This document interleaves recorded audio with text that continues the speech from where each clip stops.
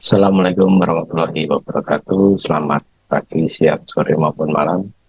Salam sejahtera dan salam sehat untuk kita semua. Kali ini kita akan mendiskusikan materi dari kuliah di hidrologi mengenai aliran air tanah. Mari kita simak bersama.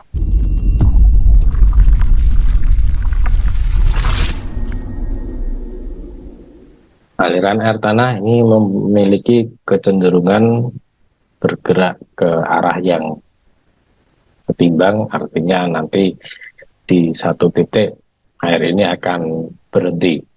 Namun pada kenyataannya hal itu jarang kita jumpai karena memang banyak faktor. Misalnya ada eksploitasi air tanah, ada faktor alam, ada kemiringan, ada kemudian perbedaan morfologi, ada lereng yang tiba-tiba berubah, itu menyebabkan aliran air tanah cenderung terus bergerak.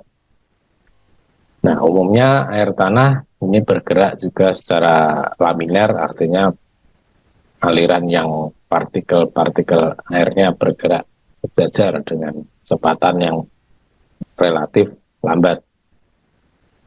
Dicontohkan di sini, aliran air tanah ini bergerak melalui media yang berpori, misalnya di dalam batuan.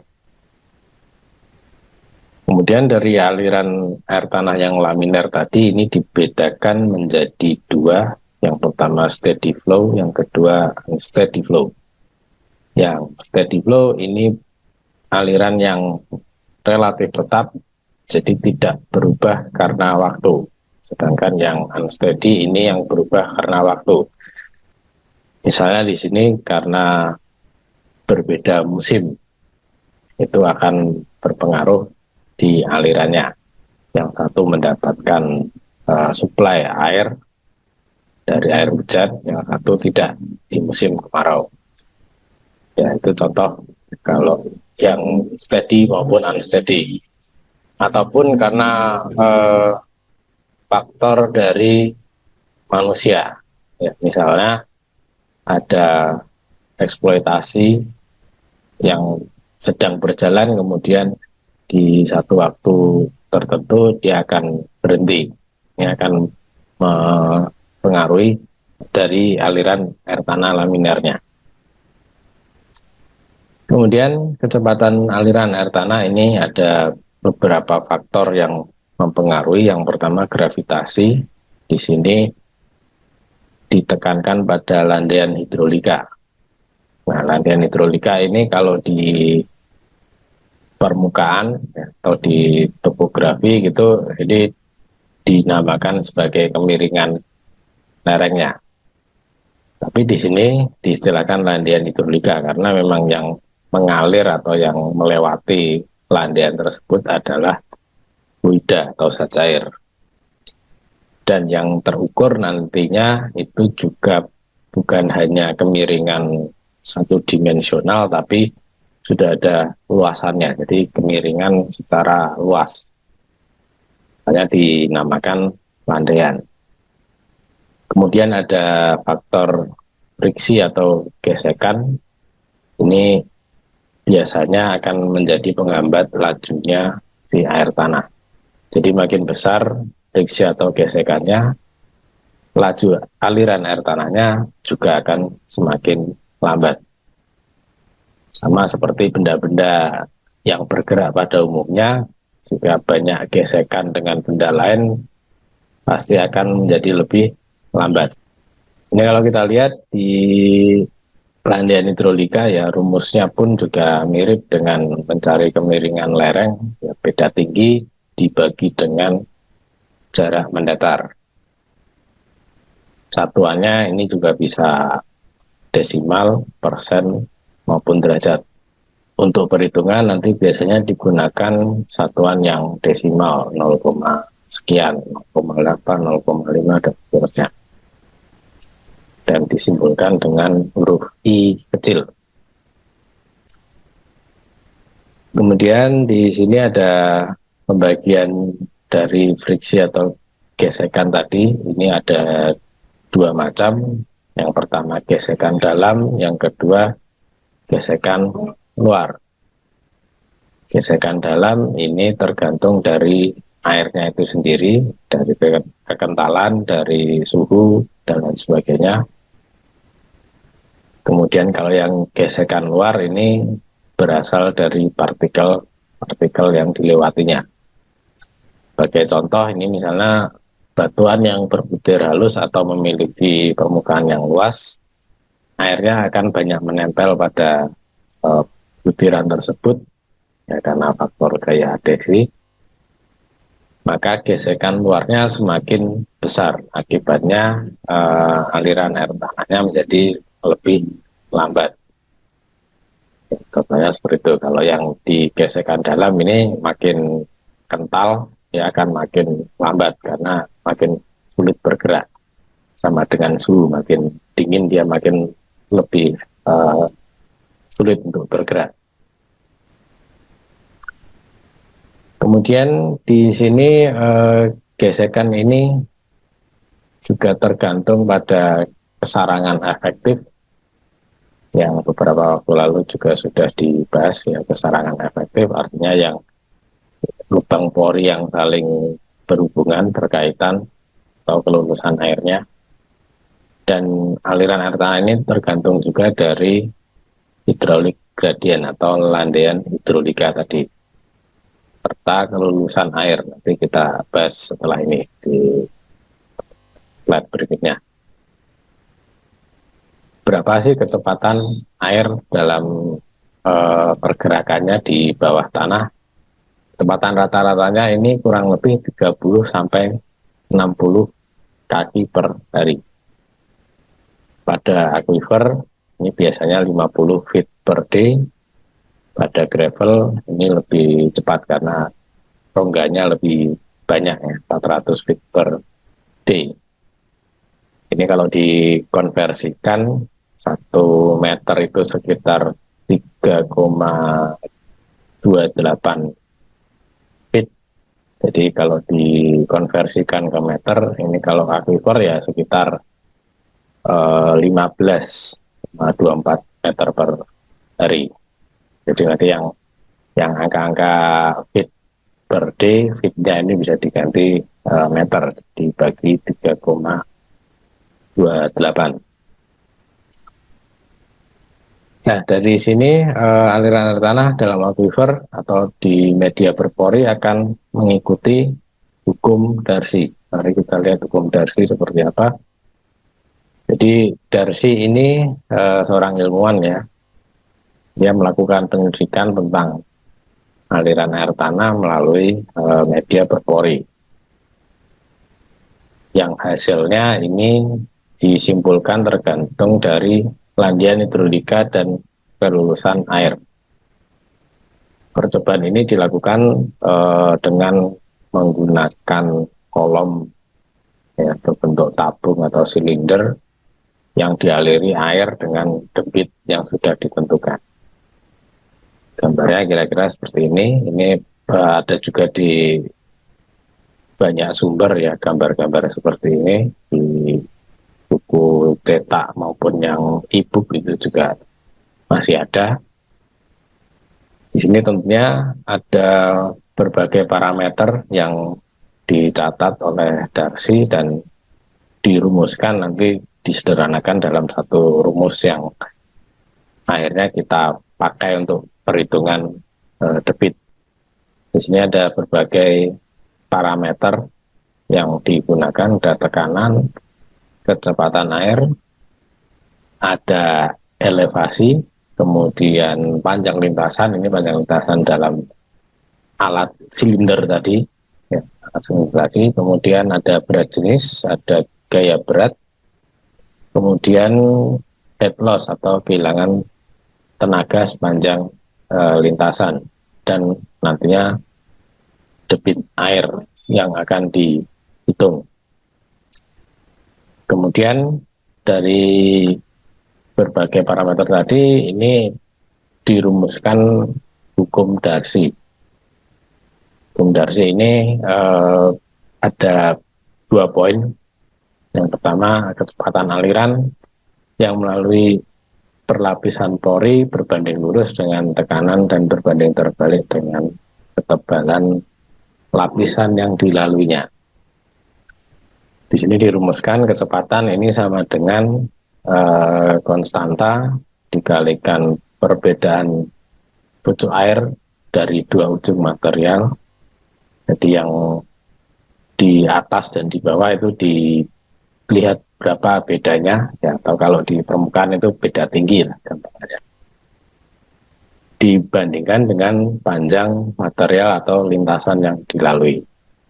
Nah, di situ ada tanda minus. Tanda minus di sini bukan berarti nanti hasilnya minus, tapi ini hanya menunjukkan arah, karena yang kita hitung kecepatannya berlawanan dari kita yang sebagai pencatat kecepatan tadi.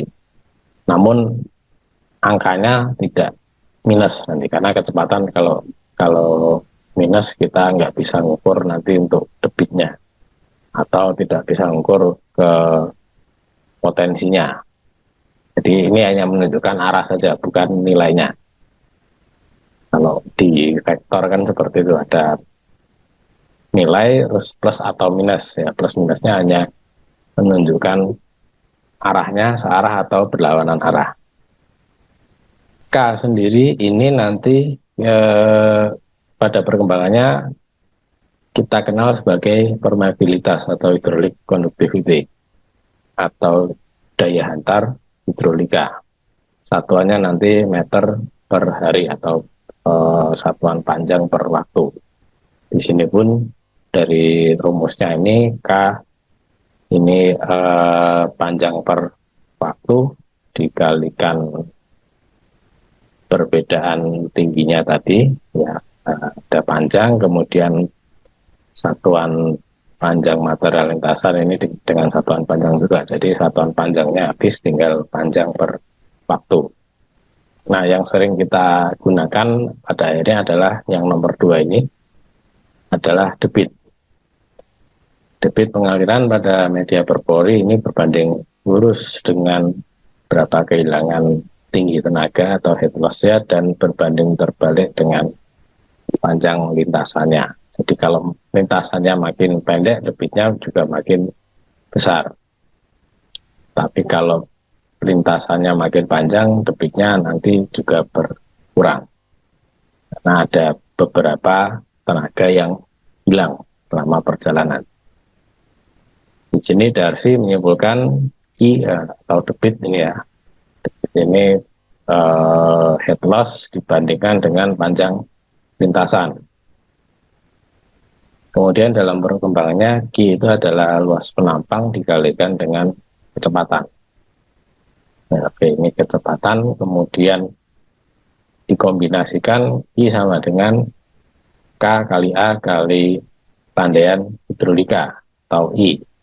Dan nanti kita mengenal secara luas bahwa Q ini adalah K kali A kali I.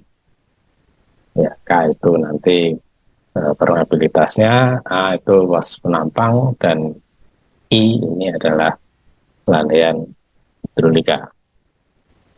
Kemudian hukum Darcy ini berlaku di aliran yang laminar.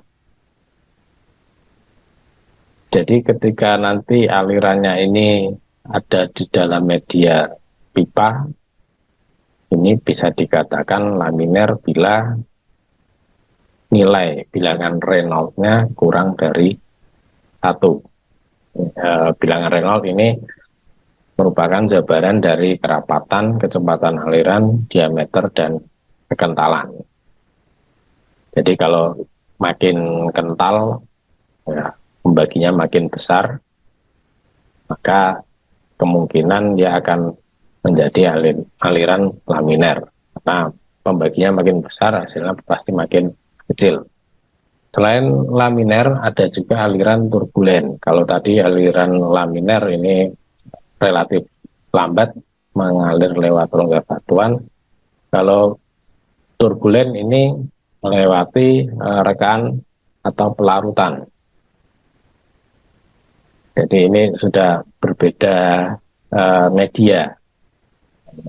yang dilewati si air tanah tadi. Dan kemudian ada beberapa percobaan, setidaknya ada 3, ada fanning, scan beli, kemudian Hubbert.